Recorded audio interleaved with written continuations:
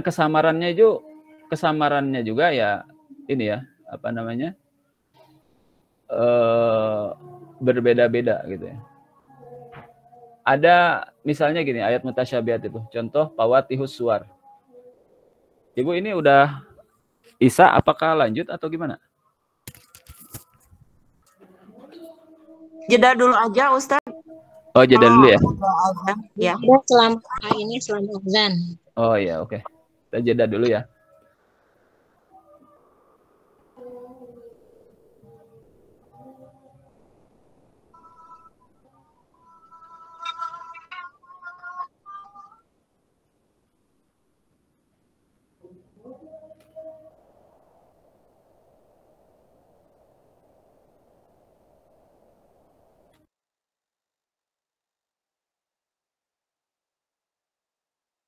Jenis corak dan metodenya. Saya sudah tulis ini, tetapi belum saya buat penjelasannya. Tafsir itu, para ulama di dalam menulis tafsir itu memiliki metode yang berbeda-beda, kemudian ada juga jenisnya juga berbeda, kemudian ada coraknya juga bisa berbeda berdasarkan kepada latar belakang keilmuannya. Nah, jenis tafsir itu yang pertama ada yang disebut dengan tafsir bil ma'tsur. Tafsir bil ma'tsur. Tafsir bil ma'tsur ini adalah tafsir yang memahami Al-Quran itu berdasarkan riwayat-riwayat yang terkait dengan ayat tersebut.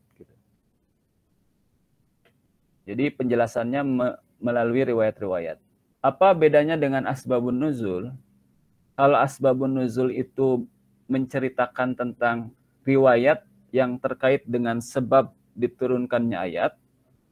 Kalau tafsir bil ma'tsur atau al-ma'tsur di sini adalah menjelaskan ayat berdasarkan kisah-kisah yang terkait, apakah kisah itu kisah Nabi dengan para sahabat atau kisah para sahabat sendiri yang terkait dengan suatu ayat gitu. Sehingga dari kisah-kisah itu bisa dipahami maksud daripada ayat seperti itu. Misalnya gini, ketika kita membaca ayat misalnya tadi aqimus shalah wa atuz zakah. Tunaikanlah salat dan tunaikanlah zakat, atau dirikanlah salat dan tunaikanlah zakat gitu. Lalu kita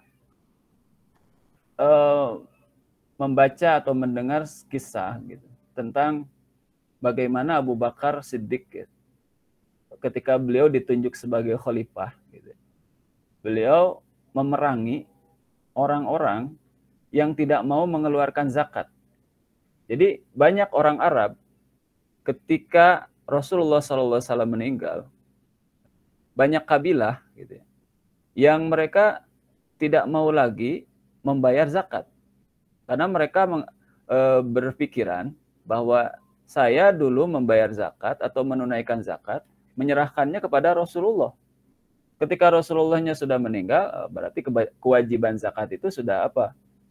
Sudah tidak berlaku lagi, gitu ya. Nah, waktu itu Abu Bakar gitu ya, mengatakan bahwa di dalam Al-Quran ayat perintah untuk sholat, melaksanakan sholat gitu, atau mendirikan sholat dan menunaikan zakat itu tidak terpisah gitu.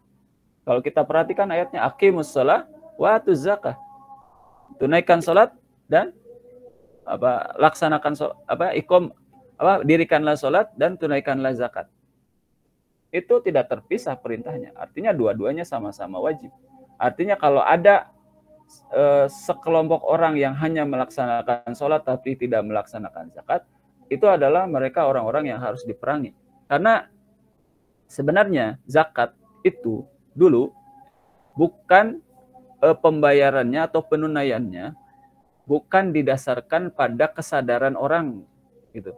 Misalnya gini, misalnya sekarang ya yang terjadi sekarang kan banyak misalnya orang-orang kaya gitu, atau kalau tidak banyak masih ada gitu ya, orang-orang kaya yang mereka muslim gitu, tapi tidak mau mengeluarkan zakatnya, zakat perdagangan atau zakat emas perak, atau hanya berpikir bahwa yang wajib itu cuma zakat fitrah aja atau zakatul fitri gitu. Ada zakat mal, ada zakat perdagangan yang harus dikeluarkan setiap tahun, dan itu dihitung dari modal, dari barang-barang yang tersisa gitu. Semuanya harus dihitung, kemudian dikeluarkan 2,5%-nya. Dan itu penunaian zakat itu tidak menunggu mereka sadar untuk menunaikannya. Artinya kalau nggak sadar ya udah gitu. Nggak gitu sebenarnya. Tapi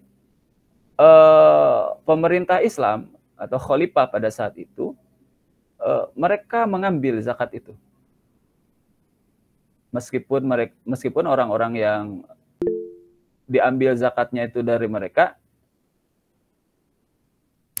suaranya nggak jelas. Oh ya. Ustaz. Jelas, Ustaz. Jelas. Oke. Baik, kita lanjut. Jadi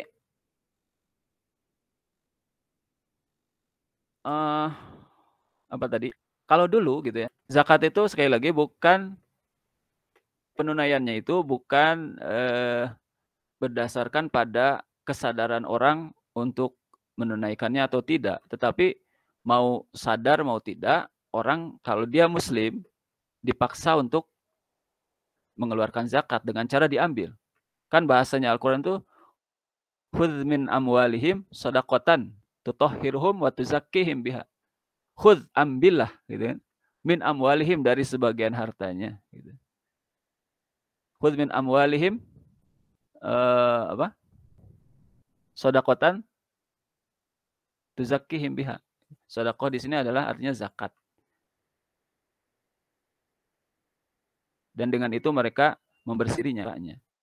Perlu diambil. Kenapa? Karena memang ada hak fakir miskin, asnaf-asnaf atau mustahik zakat dalam harta mereka. Jadi harus diambil untuk dibagikan kepada para mustahik ini gitu. Nah, ada orang-orang tadi yang ketika Rasulullah udah meninggal nggak mau lagi ngeluarin zakat. Saya dulu ngeluarin zakat kepada Rasulullah, nyerahinnya. Sekarang Abu Bakar yang memimpin sebagai menggantikan Rasulullah, itu zakat nggak berlaku lagi gitu. Berpikiran seperti itu gitu. Nah, Abu Bakar berdasarkan kepada ayat itu. Aqimus shalah wa atuz zakah, bahwa ayat tentang sholat dan zakat ini tidak terpisah dan dua-duanya wajib.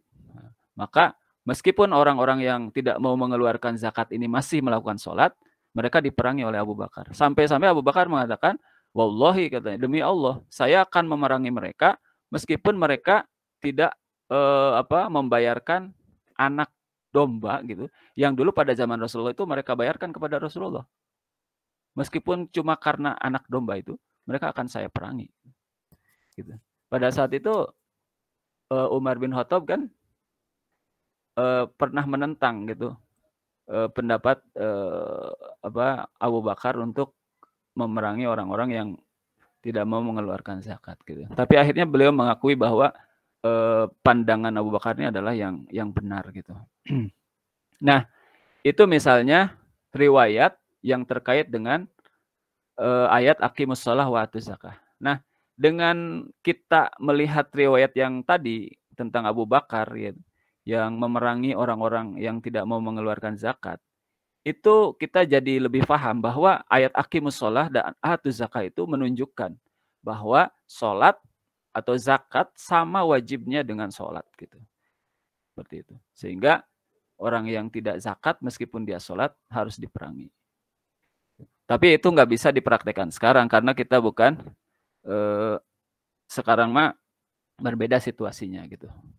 Tidak semua ayat di dalam Al-Quran ini memungkinkan pada saat ini untuk dipraktekkan gitu ya.